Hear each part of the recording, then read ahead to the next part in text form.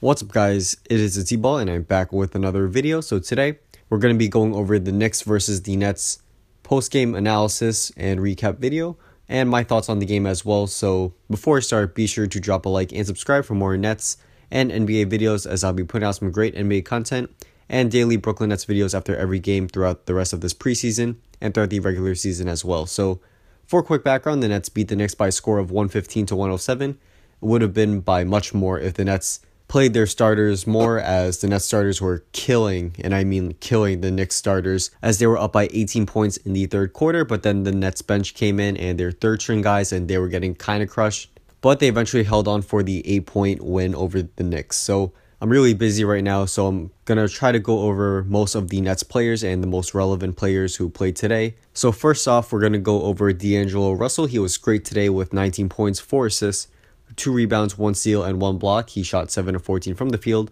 2-4 from 3, and 3 of 3 from the free throw line in only 20 minutes of playing time. So he controlled the pace pretty well today, and I would have liked to see him pass a little more, as he did take 14 shots in only 20 minutes of playing time, so that's a lot of shots. That's 0.7 shots per minute, so I would like to see Russell try to pass it a little more and try to find guys like Carroll and eventually Allen Crabbe, who did not play today with an injury, for open shots. But Russell did play very well, and even though he did take a lot of shots, he did make a lot of shots, as he shot 50% from the field and he hit 7 shots, and he overall looked really good today, and hopefully he just keeps up his great play.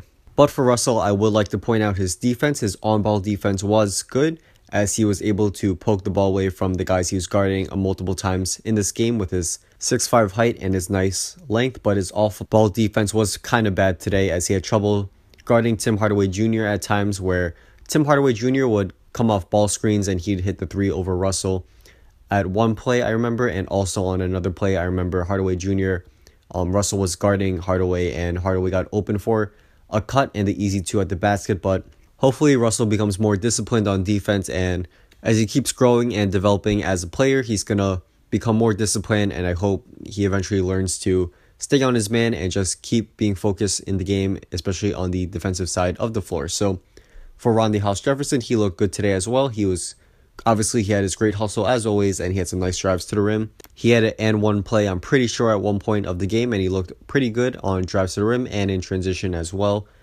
He did have one play which I didn't like, was when he took the ball up the floor trying to start a fast break, but he eventually got cornered and he was double teamed by some Knicks players, and he tried to kick it out to another guy back in midcourt. But the pass was picked off and it was a turnover, and the Knicks got possession. But besides that, Rondae Hollis-Jefferson did look good. He did hit a jumper at one point, so he was also solid defensively. So hopefully Hollis-Jefferson can keep up his nice play. And once Allen Crabbe comes back, I do not believe Hollis-Jefferson will be starting for the Nets. I think Allen Crabbe will take his place at the small forward starting position, where Hollis-Jefferson will come off the bench and provide some great energy, athleticism, and defense to the second unit. And Allen Crabbe will provide more of some spacing and better three-point shooting, and it will give the Nets some more spacing with their starters. And I do think the spacing for the starters was not too great today, as Hollis-Jefferson is not a great three-point shooter, and obviously we do not have Brook Lopez anymore, one of my favorite players of all time. And it sucks to see him go. It's interesting to see that he's not in a Nets uniform anymore, unfortunately.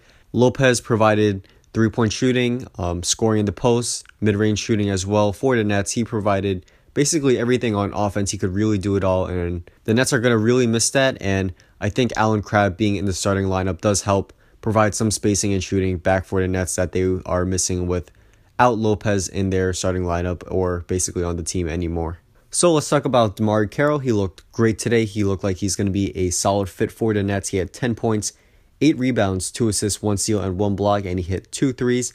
He overall had a great shooting night, and he played some solid defense on his man, and overall he looked like he's going to be a solid player coming off screens, catch and shoots on threes, and I definitely think Lynn and Russell are going to kick it out to him for the open 3, and he's going to get some nice looks. And hopefully his time in Toronto was just a fluke, I guess. He had those injuries, and hopefully now that he's in Brooklyn, and I'm pretty sure he's basically 100% healthy now, that he's going to play very well and live up to that $15 million a year contract. I want to say he got a 4-year, $60 million deal with the Raptors, but double check me on that. But hopefully he gets to live up to that contract and play really well for the Nets. And I'm really happy with what I saw today from Carroll against the Knicks. Mozgov struggled mightily today with only 4 points and 2 rebounds. He looked kind of lost on offense at times. He did play some solid defense at times as well, but he did get lost a couple times too. So it was kind of up and down for him on defense, and on offense he struggled. As I said before, he only had 4 points and he only grabbed 2 rebounds, which was pretty surprising. I know he only played 17 minutes, but 2 rebounds in 17 minutes per 36, that's around a little over 4 rebounds a game. So that's not good at all. I want to see around 7 to 8 rebounds per game from Mozgov.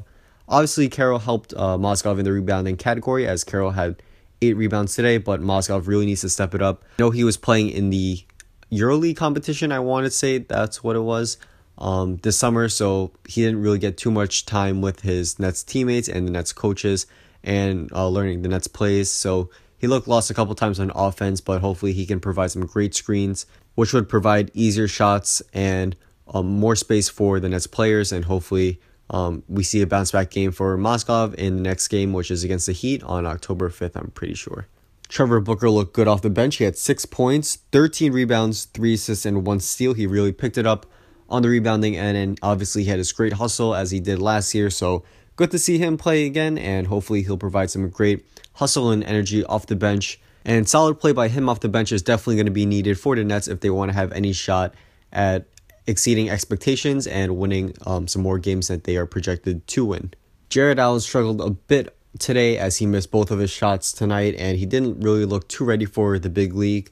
But he did have 3 offensive rebounds, and he had a big block on, I forget which Knicks player. One of the Knicks players tried to attempt a hook shot, and Allen just swatted that stuff away. And at least we saw a glimpse of Allen's potential in the future, and I'm really looking forward to him, down the line. But I think in this upcoming season, he's going to spend a lot of time in the G League, and hopefully he gets to put on some weight and just keep growing, as he's really skinny and lanky, and I definitely think he needs to gain at least a good amount of weight to hang out with the guys like DeAndre Jordan, Boogie Cousins, and all those other guys. So we'll see what happens with him, but he definitely showed some potential today, but did struggle as well. But hopefully we'll get to see more of him in the G League or in garbage time in the regular season. And obviously in the preseason, we'll get to see a little bit more of him as well. So definitely be on the lookout for him. So Jeremy Lin, he had 8 points, 3 rebounds, 3 assists, 1 block, and 3 turnovers in 21 minutes of playing time. He was a +3, and he shot 2 of 9 from the field, 2 of 5 from 3-point range, and 2 of 2 from the free throw line. So he struggled with his jumper in the beginning, as obviously he was really rusty, as he hasn't played a game in the NBA for a while. So in the third quarter, he eventually picked it up. He hit a 3, and in general, he looked more comfortable out there on the floor.